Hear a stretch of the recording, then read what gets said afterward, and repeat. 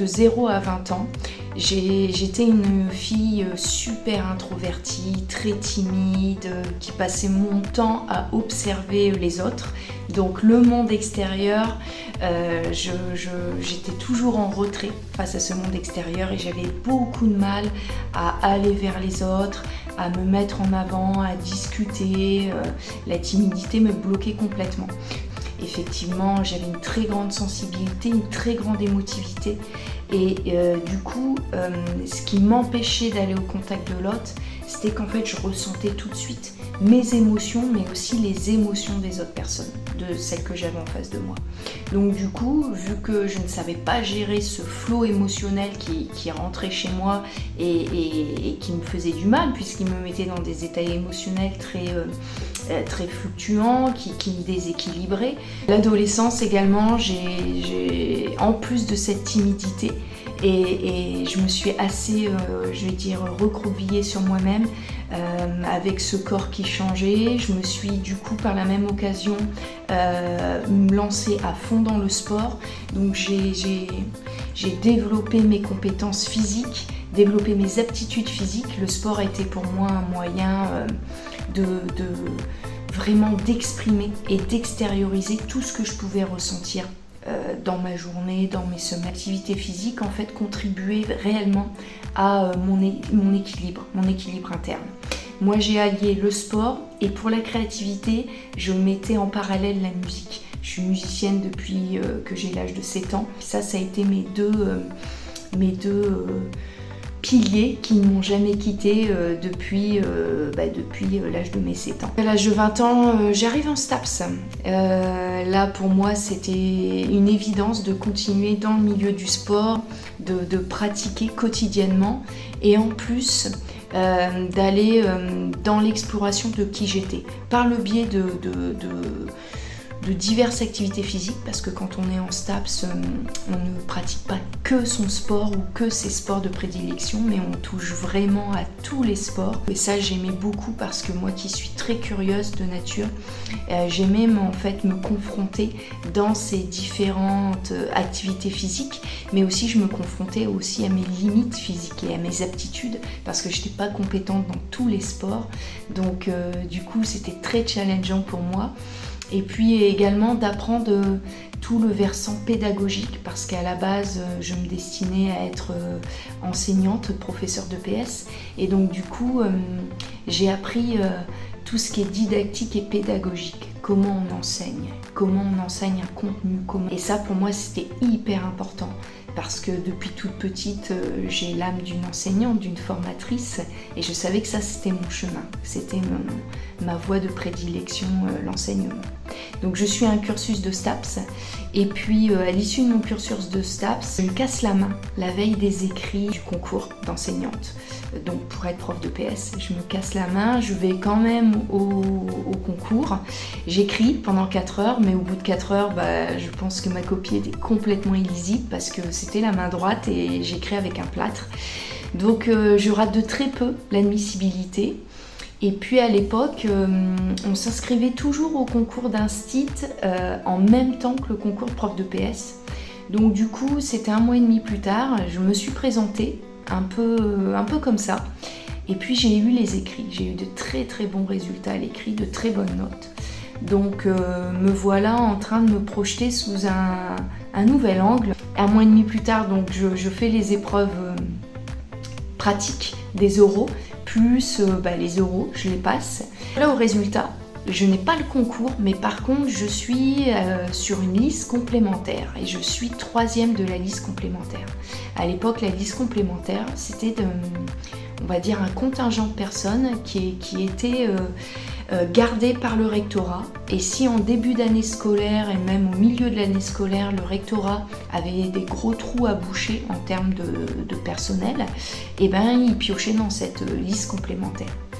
Moi, le 15 septembre, j'étais appelée et on m'a dit ok, tu es maîtresse, tu vas sur le terrain et tu es apte à enseigner tout de suite maintenant. J'ai pris mon cartable, j'ai pris mon courage à 2 mains et j'ai commencé. Cette année-là, j'ai fait 42 écoles différentes Et j'ai expérimenté de la petite section au CM2, j'ai fait tous les niveaux, tous les profils d'école, que ce soit campagne, ville, que ce soit dans les zones sensibles ou pas, enfin j'ai vraiment tout fait.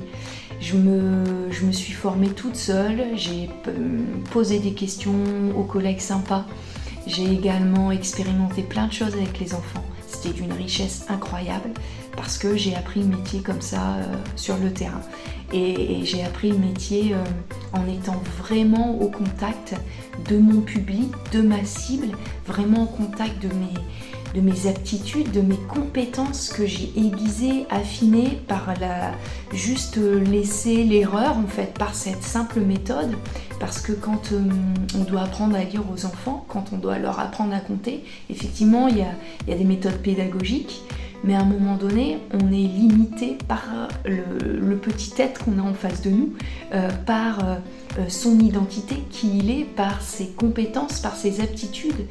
Et on a beau appliquer toutes les méthodes, il n'y en a pas une magique, il n'y en a pas une meilleure que l'autre. À un moment donné, c'est juste celle de qu'est-ce qui se passe sur le terrain, là, en face. J'ai ce petit gosse de 6 ans devant moi, il galère.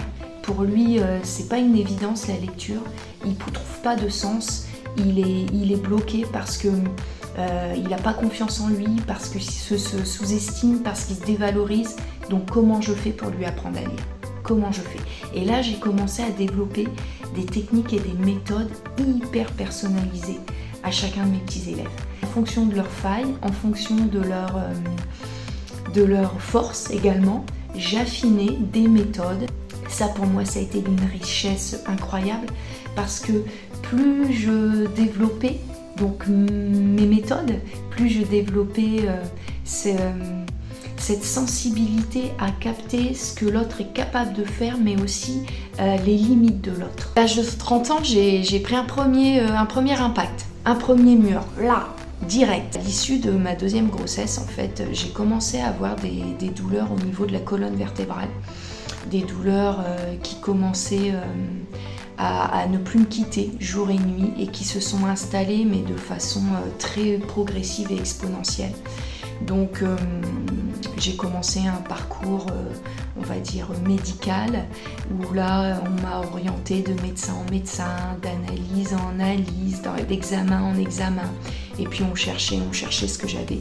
J'ai commencé à être limitée dans mes gestes, dans mon quotidien, à ressentir cette douleur 20 heures sur 24, à être réveillée la nuit, à plus pouvoir porter ma petite qui avait 6 mois, à plus pouvoir pousser un caddie pour faire des courses et à vraiment être très très handicapée physiquement. En 2 ans, on me met sous plein de protocoles médicamenteux.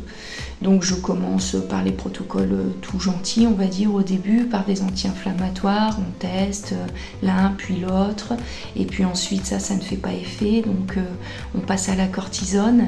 Je teste pareil pendant 6 mois, plusieurs séries de cortisone, et puis rien n'y fait. Les douleurs sont toujours là, elles s'installent de plus en plus, elles sont toujours de plus en plus envahissantes. Au bout de 2 ans, on trouve quand même l'origine. Il s'avère que j'avais une maladie auto-immune, donc du coup par définition mon système immunitaire m'attaquait. Donc moi j'étais pas du tout à l'époque réceptive au développement personnel, à la connaissance de soi. Enfin c'était quelque chose qui n'était pas du tout dans mon champ visuel. Personne n'en parlait autour de moi, donc j'étais absolument pas, on va dire, partante pour explorer un petit peu ce que mon corps disait ou ce que mes émotions, ce que mon état psychologique en fait laissait transparaître. J'étais pas du tout, enfin voilà, personne ne me parlait de ça. Donc j'ai continué le parcours médical, on va dire très protocolaire. Et puis un professeur, au bout de 2 ans et demi, m'a dit bon, Aude, là on a tout essayé, il y a une dernière solution qui a des bons résultats sur ta maladie auto-immune, c'est la chimio. Donc du coup, tu vas prendre un cachet de chimio toutes les semaines. On part pour 3 mois de chimio et normalement ça devrait avoir de bons effets sur toi. Donc comme d'habitude, j'écoute les docteurs, je ne me pose pas de questions et je commence à prendre cette chimio. Et là j'arrive dans un endroit dans lequel j'étais jamais allée, au fond du fond de mes profondeurs, au fond du trou. Voilà, je commence à prendre ces chimios tous les vendredis. Et puis la chimio m'anéantit. En fait, la chimio me met au fond de mes capacités physiques, au fond de mes capacités aussi psychiques. J'ai un corps qui ne fonctionne plus, un corps qui n'est que nausée, que fatigue, qui a mal. Et là, en fait, quand je me suis aperçue que j'étais sur mon canapé et que je servais plus à rien, j'étais recroquevillée, je pouvais plus faire à manger parce que la moindre odeur me soulevait le cœur. Donc je ne pouvais plus faire à manger à mes enfants, ni à mon conjoint, ni me nourrir moi. Je ne pouvais plus me lever pour faire des choses banales du quotidien, comme aller faire des courses, aller chercher mes enfants à l'école, chez la nourrice. Je ne pouvais plus aller travailler. Donc je ne servais plus à rien au niveau de mon identité de maîtresse. Mon identité de femme non plus, et mon identité de maman non plus. Donc j'étais là, dans ce canapé, et j'étais face à moi-même. Et cette question de qui suis-je, je l'ai retournée dans tous les sens. Ma réponse à l'époque était mais tu es une loque humaine. Avant d'être cette loque humaine, qui étais-tu ? Et du coup, là, je me rends compte que en fait, j'étais une super ode. J'étais une super maman qui menait tout de front, qui gérait tout, qui était au top niveau, qui avait même pas besoin du papa parce que je savais tellement bien faire tout toute seule que j'étais au top, quoi. Et puis j'étais une super maîtresse, adorée par les parents, adorée par les enfants. Si je vendais l'image de la super femme à mon conjoint, celle qui est indépendante, autonome, qui n'a pas besoin de lui, qui sait faire tout toute seule, mais qui de temps en temps quand même est face à sa vulnérabilité et prend le gars qui est à côté. Et puis en fait, je me suis aperçue de ces personnages-là et là je me suis dit, maintenant, cocotte, t'es mal barrée. Ces personnages-là, ils peuvent plus tourner. Tu peux pas. Ton corps s'est retourné contre toi et ton corps t'a dit non, basta. Donc maintenant, qui es-tu ? Et j'avais cette question en suspens. Et puis un matin, je reçois un SMS d'une collègue avec qui je discutais un petit peu, mais sans plus. Dans ce SMS, elle me dit, tu sais, je magnétise les gens et j'ai des bons effets sur la chimio. Voir cet après-midi, je suis disponible. Et puis je me suis dit, mais Aude, t'as tout essayé en fait. T'as rien à perdre. Pourquoi pas ? Et puis je lui ai dit, ok, vas-y, je viens chez toi, magnétise-moi, fais-moi tes trucs de sorcière, vas-y, allez, c'est parti, on y va. Et puis j'y suis allée. Et là, il s'est passé quelque chose de très très curieux. Je me suis allongée sur sa table, elle avait une table de massage, et puis elle a commencé à me mettre les mains, à me faire des passes, comme ils appellent ça. Et puis là, j'ai ressenti une transpiration, mais comme jamais, hyper excessive, avec au niveau du ventre des gargouillis, mais de ouf.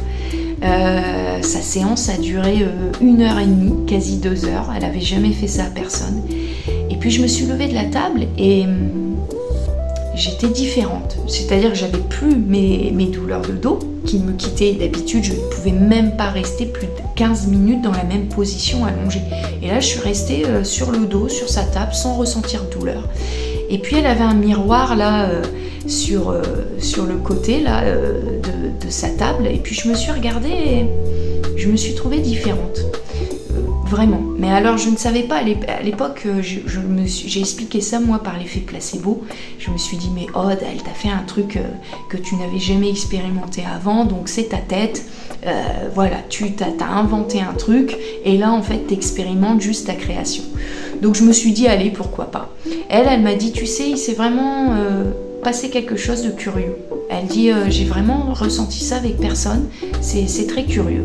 Elle me dit, écoute, laisse passer 7 jours, tu vois comment tu es, et puis peut-être dans 7 jours, reviens me voir. J'ai dit, ouais, ok, pourquoi pas. Et quand je me suis levée de la table, j'ai ressenti quelque chose physiquement assez curieux. En fait, comme une énergie qui montait sous ma voûte plantaire par mes deux pieds. Et une énergie qui montait donc jusque dans ma tête et qui redescendait, comme un circuit en fait. Ça montait par les jambes, ça allait dans tout mon corps, ça arrivait au niveau de la tête et ça redescendait. Et je sentais ce circuit. Et en fait, ce circuit, je l'ai senti pendant 7 jours.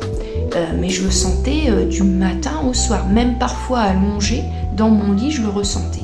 Et j'ai continué à avoir cette transpiration excessive, comme si j'évacuais en fait des toxines. Voilà, c'est ce que je dirais, des toxines. Et puis le lendemain de cette séance de magnétisme, c'était mon rendez-vous à l'hôpital. Je me lève le matin pour aller à l'hôpital et puis à l'époque où j'habitais, j'avais un grand jardin avec vraiment beaucoup de végétation. Et je regarde dehors et je vois des choses bizarres en fait. Dans mon champ visuel, j'avais un ressenti assez curieux. Voilà, je voyais des sortes d'ondes de forme, donc très curieux. Je prends ma voiture, je me gare sur le parking de l'hôpital. Et puis là, il y avait des arbres pareils sur le parking. Et puis, je ressentais quelque chose. J'avais pas de mots, mais j'avais une drôle de sensation. Donc je prends, voilà, comme d'habitude, je prends ma dose de chimio. Et puis là, rien. Aucun effet secondaire. Strictement rien. Donc je me dis, mais merde, qu'est-ce qui se passe ? J'ai pas d'effet, j'ai pas de vomissement, j'ai pas de nausée, et je suis pas recroquevillée dans mon canapé, j'ai pas mal partout dans mes muscles, dans la moindre zone de mon corps. Je me dis, qu'est-ce qui se passe ? Donc je me dis peut-être encore cet effet placebo de la veille, j'attends, J+1, J+2, J+3, rien, aucun effet. Je me dis, mais mince, qu'est-ce que c'est que ce truc ? Rien du tout.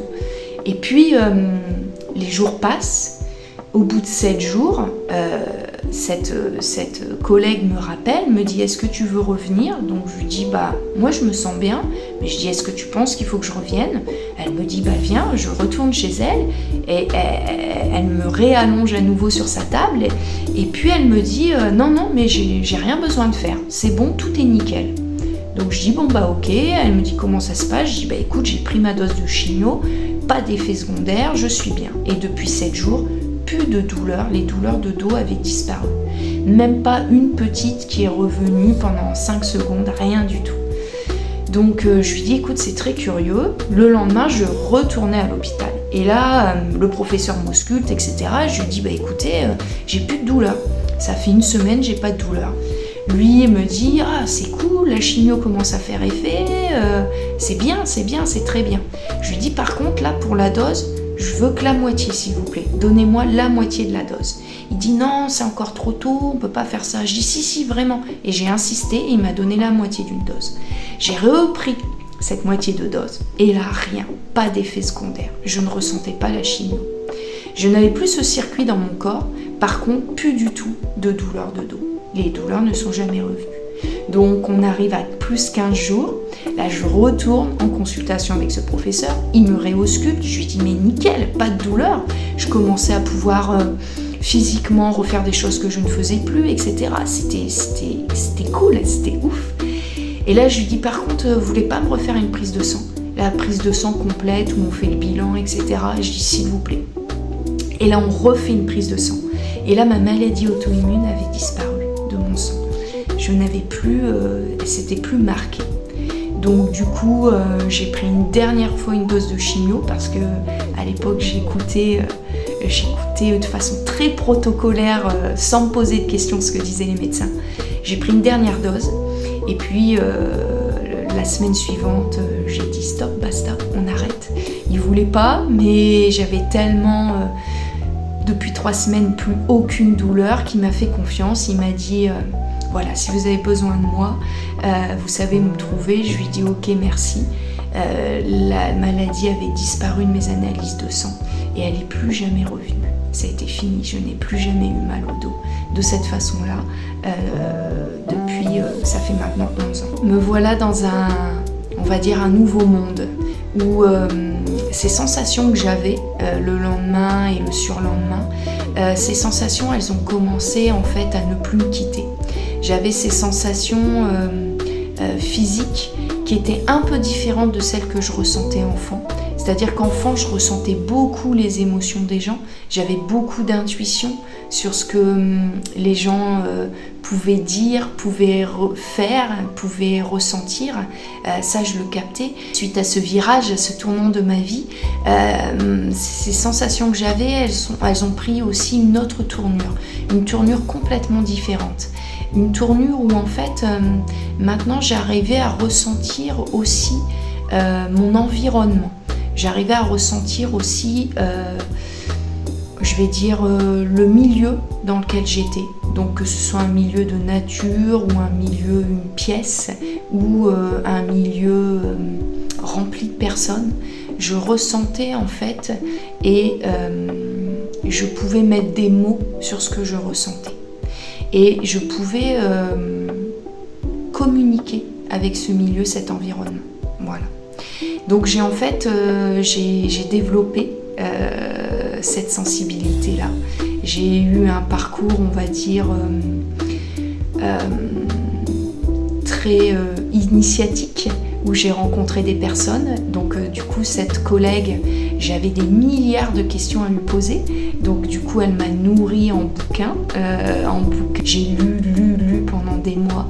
Et puis j'ai commencé, vous savez, cette question que je me posais dans mon canapé, recroquevillée par mes douleurs, qui suis-je? Maintenant que je pouvais plus vendre la super maîtresse, la super maman et la super femme, je me suis dit, cette question de qui suis-je en fait, maintenant je pouvais de nouveau vendre à nouveau ces anciennes étiquettes, ces anciens personnages, mais je me suis dit, est-ce que c'est vraiment une bonne solution d'être cantonné à ces étiquettes? Est-ce que ce qui me correspondait à l'époque, est-ce que ma solution de l'époque, c'était pas en fait d'exploser un peu ces carcans de personnages que je trimballais depuis des années, qui en fait m'étouffaient? Est-ce que c'était pas quelque chose à exploser et quelque chose vraiment à redimensionner, mais de façon qui me donne plus d'espace en fait, de façon plus conséquente, quelque chose voilà, qui me donne une souplesse, une flexibilité et une grandeur, la grandeur que j'avais besoin. J'ai commencé à exploser mes limites, on va dire mes croyances limitantes, et à dire pourquoi pas, et à dire oui, c'est pas dans ma croyance, c'est pas dans mon champ de normalité, mais pourquoi pas. Et j'ai commencé à me laisser embarquer dans des choses qui me semblaient très connues, très incertaines, mais j'y suis allée. Et je suis allée voir un petit peu pour voir quelles étaient mes limites, pour voir aussi qui j'étais dans ces domaines-là. Et je suis vraiment allée explorer tout ça. Et puis mes perceptions et ma sensibilité s'est encore affinée avec le temps, et puis avec la pratique, avec l'entraînement, avec l'exercice. Et puis un jour, je suis arrivée à un moment où je rendais un élève à son père le soir à 4h30 à l'école. Le papa venait à ma porte de classe, et puis là, quand il venait, il s'approchait de moi. Putain, je me prenais un flot d'informations, mais de ouf en fait. Je voyais sa vie, ce qu'il ressentait, je voyais ses blessures, ses souffrances, ses failles, je ressentais tout en fait. Et là je me suis dit non mais Aude, t'arrives à un moment où en fait ta sensibilité émotionnelle est tellement poussée qu'en fait tu peux ressentir tout chez n'importe qui. Donc, et du coup, j'avais du mal à faire ma vie de tous les jours, parce que peu importe qui je rencontrais, j'avais des milliers d'informations qui étaient là à ma disposition tout le temps. Et donc du coup, moi, de faire ma petite vie de Aude banale, c'était un peu compliqué avec ces milliers d'informations-là, parce que ça m'envahissait, ça me parasitait, ça me déséquilibrait même. J'avais du mal à tenir cet équilibre que j'avais construit. Donc du coup, je me suis dit, bon putain, il faut que je trouve quelqu'un qui puisse m'aider. Et puis de fil en aiguille, je tombe sur Arnaud Rioux, je tombe sur Arnaud Rioux et puis je vois ce mec, je le connaissais pas et puis j'aime bien sa vibe. Un bon mec, bon vivant, qui rigole, aux cheveux blancs, qui fait un peu papy. Du coup, je me suis dit, allez, banco, je vais voir ce mec. Il a l'air voilà, je le sentais bien. Donc je prends un stage avec Arnaud Rioux. Et puis, je me pointe à ce stage, donc il y a environ 6-7 ans. Je me pointe à ce stage et puis c'était la première fois que je faisais un stage avec on était une 50aine de personnes, donc très nombreux. Première fois que je vais dans ce genre de stage. Bon, il y a de tout.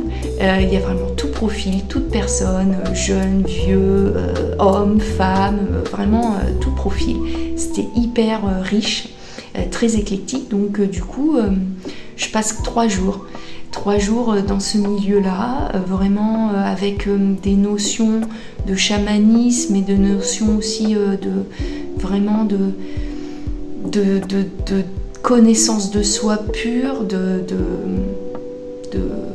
je vais dire aussi de simplicité de choses de la vie et d'humain, de qui tu es en fait. Toujours cette question qui revient, mais en fait qui suis-je? Et il y avait ces 50 personnes qui étaient là, qui essayaient de trouver une réponse à cette question. Et il y avait Arnaud avec ses collaboratrices qui essayaient de nous aiguiller de comment on peut trouver des réponses par rapport à cette question. Et puis moi j'étais là, en écho et en miroir, beaucoup avec ces gens qui étaient autour de moi, avec aussi ce que ces gens en fait délivraient de leur parcours, de leur histoire. En fait c'était quelque chose qui rentrait beaucoup en écho avec moi, avec mon parcours, mon histoire. Et puis un soir, je vais voir Arnaud et je lui dis, Arnaud, tu sais, quand je parle aux gens, quand je suis face aux gens, je ressens et je vois des choses qui en fait me dépassent en fait. Qu'est-ce que je dois faire de tout ça? Et là, il a été cash et il m'a donné une phrase qui m'a fait un bien, mais de folie. Il m'a dit, mais qui est-ce qui t'a dit que tu devais en faire quelque chose? Et là, j'ai eu une pression de ouf qui est redescendue. Je me suis dit, mais c'est vrai, qui est-ce qui m'a dit que je vais faire quelque chose de ces informations-là? C'est moi toute seule dans ma tête, dans ma quête de qui suis-je, d'incarner une fille supérieure qui a la bonne réponse par rapport aux autres. Non, c'était ça mon personnage peut-être. Je dis mais non, personne m'a rien demandé, personne. Donc du coup il m'a dit cool, relâche la pression, ces informations-là sont disponibles pour tout le monde. Tu as un programme interne qui te permet en fait de décrypter ces milliers d'informations, une sorte de décodeur. Donc quand tu as quelqu'un en face de toi, ton décodeur se met en marche. Et toi, tu peux verbaliser, tu peux donner des informations, tu peux répondre à des questions en captant ce que l'autre te dit, mais en captant aussi l'arrière-plan, ce que tu vois. Et moi, j'ai appelé ça la vibe, en fait, la vibration. La vibe, c'est ce que dégage l'autre. Et moi, je capte ce truc-là. Des choses inconscientes, des choses conscientes, des choses que tu as vécues étant petit, des choses que tu as vécues par le biais de ton éducation, par le biais de ton enfance, de ton adolescence, dans ton âge adulte, avec tes contacts avec les gens, avec ta famille, avec tes parents, et les traumas, et les blessures, et les souffrances, je capte tout ça. Arnaud, à l'époque, me dit non, mais tu n'en fais rien. Et il m'a dit, par contre, pour retrouver cet état d'équilibre intérieur, il va falloir que tu te sentes sur ton souffle, sur la respiration. Et donc du coup, j'ai commencé à vraiment canaliser ces informations que je captais par mon souffle, par en fait cet endroit où je suis à l'équilibre à l'intérieur. Et en fait, comment je crée cet état d'équilibre intérieur, c'est par ma respiration. En fait, mon souffle, ma respiration, c'est mon métronome intérieur.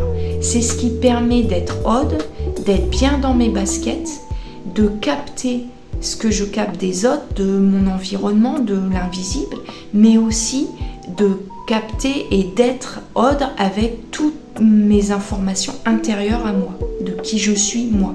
Donc en fait, ce truc-là, ça a été une clé, mais absolue pour moi. Parce que quand j'ai commencé à voir et à décortiquer comment je respire, comment le souffle intègre mon corps. Donc j'ai fait beaucoup de méditation, j'ai fait beaucoup de yoga. Je suis allée dans une école de yoga avec un enseignant qui m'a pendant 1 an et demi appris des techniques avec le souffle, la respiration. Et ça m'a appris en fait à apprendre qui j'étais, comment ce souffle habite mon corps, comment cette respiration on va dire un tempo qui correspond à mon tempo à moi. Et quelles sont mes limites au niveau de ma respiration, au niveau de mon souffle, quelles sont mes limites quand je suis stressée, quand je suis en colère, quand je suis en joie, quand je suis sereine, quand je suis en activité physique, donc plutôt intense, moins intense, etc., etc. J'ai continué du coup, comme je le faisais depuis l'âge de mes 6 ans, ma pratique sportive. J'ai continué des sports. Je me suis orientée plus vers les APPN en faisant du VTT, du vélo sur route, de l'escalade. Voilà, je me suis vraiment du trail. J'ai mêlé le milieu extérieur où il y avait la notion de risque, où il y avait la notion de vertige, où il y avait la notion oui, la notion de risque, je vais dire ça comme ça, avec en fait mon état d'équilibre intérieur. Et j'ai fait cette phase d'exploration là, donc ça a été hyper intéressant. Et puis en parallèle, j'ai toujours continué donc ce métier d'enseignante, de formatrice, et puis j'ai commencé à être sollicitée par les adultes qui travaillaient autour de moi, parce qu'en fait ma philosophie de vie, la façon dont je voyais les choses a commencé à interpeller les gens. Et effectivement, mes ressentis, mes perceptions des gens, je ne les cachais plus en fait. Autant de 0 à 20 ans, j'étais en mode introverti, timide. Là, autant je me suis dit, mais Aude, faut sortir de ta grotte quand même. Tu vas pas rester la timide comme ça toute ta vie. Donc tu vas commencer à verbaliser et à communiquer avec les gens de ce que tu ressens, de ce que tu captes chez eux. Et en fait, j'ai commencé à faire on va dire ce chemin. Donc les gens venaient me voir, les collègues venaient me voir à la récré, venaient me voir le midi, à la fin de la journée, puis me poser des questions complètement très de tout champ, de tout bord, hein, hyper variées comme questions. Donc ça allait de leur propre vie personnelle, à des questions sur leurs enfants, à des questions sur leur couple, leur avenir professionnel, ce qu'ils ressentaient. C'était vraiment très varié.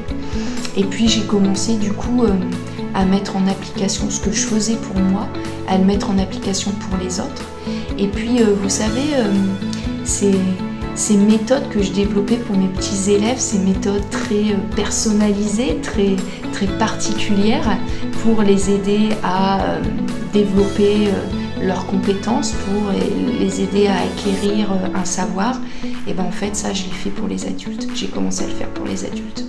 Après les gens commençaient du coup à me demander des rendez-vous mais plus formels. Donc j'ai commencé à faire des sortes de séances, on va dire ça comme ça. Et puis j'ai continué à développer ma sensibilité, à développer mes perceptions.